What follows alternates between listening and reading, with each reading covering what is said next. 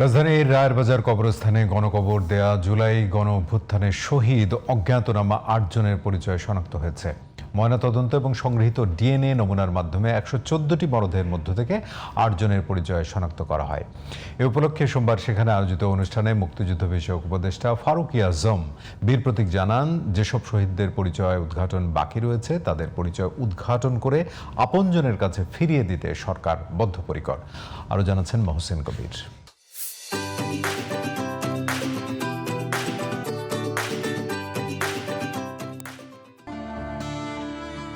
দীর্ঘ প্রতীক্ষার পর অবশেষে নিখোঁজ সন্তানকে খুঁজে পেলেও তারা আজ মাটির নিচে শুয়ে।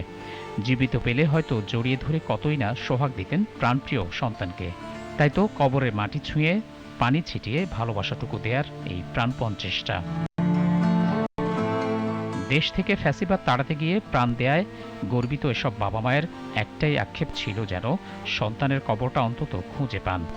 গত ১.৫ বছরে এজন্য সরকারের দ্বারে দ্বারে ঘুরতে হয়েছে তাদের, শুনতে হয়েছে নানা কটূক্তিও।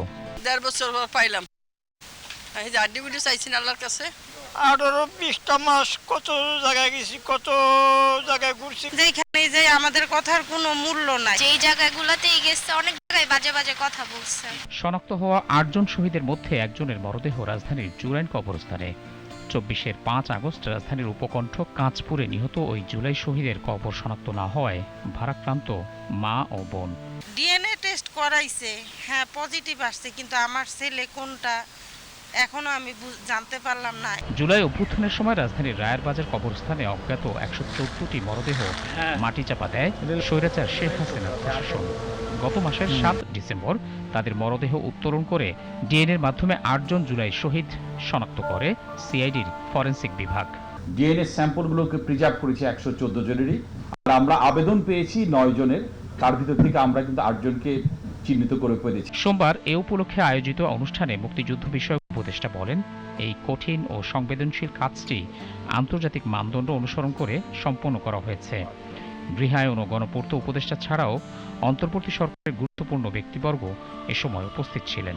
এটি নিখোঁজ শহীদদের পরিচয় নির্ধারণ, পরিবারগুলোর অনিশ্চয়তা দূরীকরণ এবং ভবিষ্যতের বিচারিক কার্যক্রমের জন্য গুরুত্বপূর্ণ ফরেনসিক প্রমাণ সংরক্ষণেও সহায়ক হয়েছে। আমরা অঙ্গীকার করছি যে বাকি শহীদদের পরিচয় ও উদ্ঘাটনের প্রক্রিয়া চলমান থাকবে। ইউএনএইচসিআর এর সহায়তায় কবর থেকে মরদেহ উত্তোলন ও ডিএনএ প্রক্রিয়াটি মিনেসোটা প্রটোকল অনুসরণ করে সম্পন্ন হয়েছে বলেও জানান সংশ্লিষ্টরা। সারি সারি এসব কবরের মাঝে যারা শুয়ে আছেন তাদের বেশিরভাগই জুলাই বিপ্লবে ফ্যাসিবাদের বিরুদ্ধে লড়াই করতে গিয়ে নিহত জুলাই যোদ্ধা। ৮ জনের পরিচয় শনাক্ত হয়েছে। বাকিদের পরিচয় শনাক্ত কবে হবে কিংবা আদৌ হবে কিনা তা এখনও অনিশ্চিত। জুলাই শহীদদের পরিচয় শনাক্তে সরকারের বিলম্ব উদ্যোগকে গড়িমসি এবং অবহেলা হিসেবে দেখছেন ভুক্তভোগী স্বজনরা। মহসিন কবির, জিটিভি নিউজ, ঢাকা।